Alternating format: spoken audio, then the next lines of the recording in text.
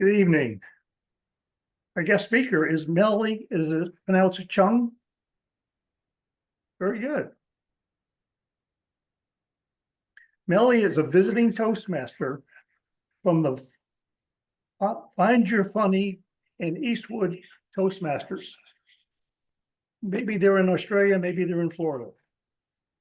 The title of her speech is Survivor Exile Island.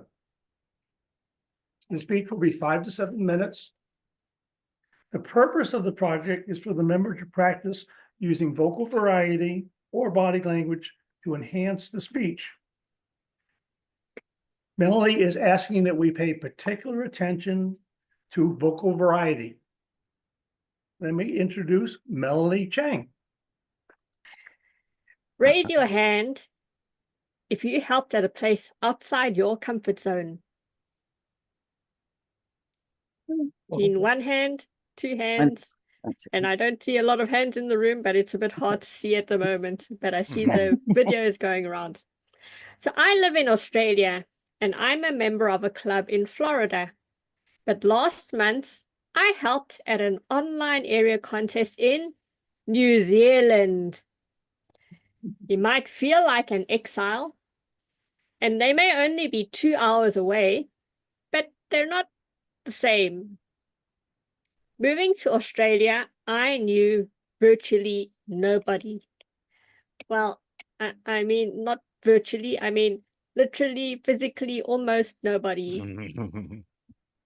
I had to get used to connecting with people who eventually became somebody, and some became true friends. I showed up in New Zealand because I shamelessly need District 84 award program, LOV, and Thrive points. And I like stealing ideas for speeches.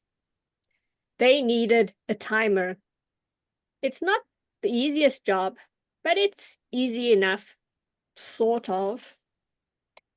What transpired at past contests is the timer goes backward from red to yellow. Not cool. Does an online David Copperfield vanishing act? Not cool. Or two timers show two different colors at the same time. Not cool. Imagine speaking and not knowing how much time you really have left.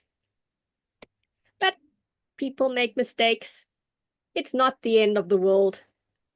But it is the end of the world if you had the best championship speech in the world and you got thrown out by the odd timing. Did you know you can't protest about a bad timer? So to prepare for the role of my life, I asked for and read all the New Zealand instructions. So I've been a contest timer 3 levels higher at district. And what transpired on the day of the international contest was my co-timer dropped the stopwatch on the floor and it stopped. I had a heart attack. Volunteering as a reliable timer makes me happy. Knowing answers makes me even happier. And how do I get answers? I ask the right questions.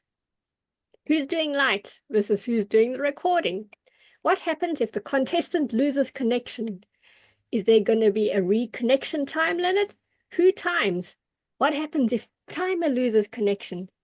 Who are you going to call? E.T. phone home. How do I get the time record to the chief judge? Do I use chat, email, WhatsApp, text? How do I send time disqualifications? Does the Zoom master move timer baby to the corner, co-spotlight me, or do I raise my hand, and not this hand, the one on the Zoom screen at the bottom with the heart? Are there colorblind contestants? Are there vision impaired contestants? Do I need to accommodate them? And how do we show the end of the 1 minute silence? The answer during the breakout room briefing? That's a good question. Let's ask in the main room. Now you might be thinking after all my questions, TMI, Too much information. I never want to be timer. I want to rather go to Exile Island rather than survive this contest.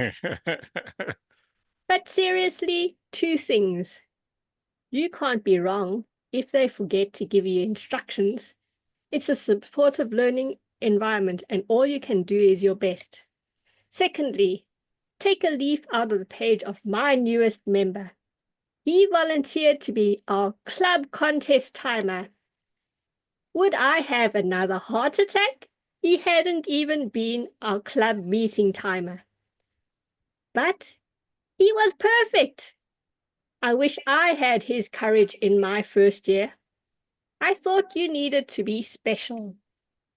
Nobody told me I'm already special by joining a club. Sorry, I can't count. I didn't mean 2, I meant 3 things. My third thing, our learning environment accommodates all styles. So just like speakers who scrape together last-minute speeches, we can show up unprepared and receive instructions. It's just fine. So if you want a speaking role, try out Contest Toastmaster. Look out at my club's YouTube channel for a special spin on the evaluation contest pre-announcements using a CSI Florida theme. If you want to be judgy, volunteer to be a judge. You can look terribly important carrying around a clipboard. And in Australia, you may receive a gift in secret because judges are anonymous. So next time you hear about a remote online area, division, or district contest, even if you know no one, don't be afraid. Toastmasters don't bite, especially virtually on Zoom, they can't. It will be like winning a Survivor reward challenge, rejuvenating. Yay! And you'll learn new things. You might even help a future world changer or champion as a reliable official. And maybe in future, I'll meet someone who asks more questions. Madam Toastmaster. Hello, Toastmasters and Melanie.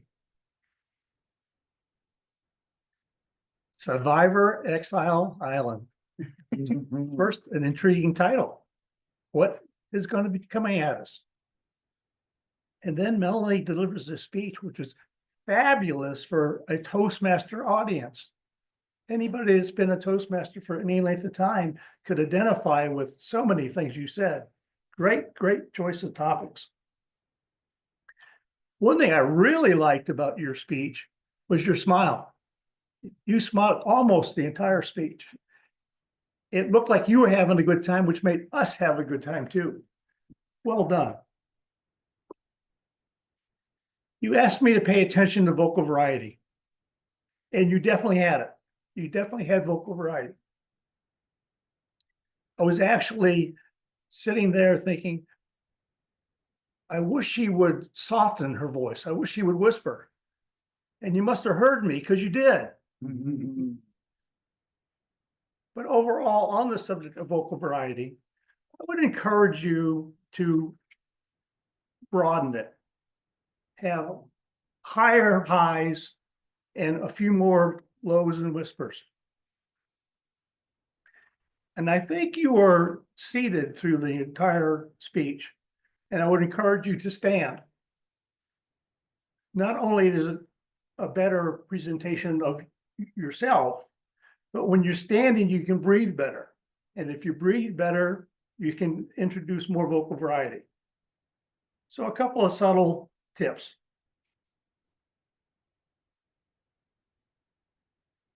Going back to my likes, I always enjoy a speech that is numbered. Here's point 1, here's point 2, here's point 3. Really helps us grasp what you're trying to tell us. The humor that you had was really kind of cute and entertaining. The humor and your smile was a pretty great combination.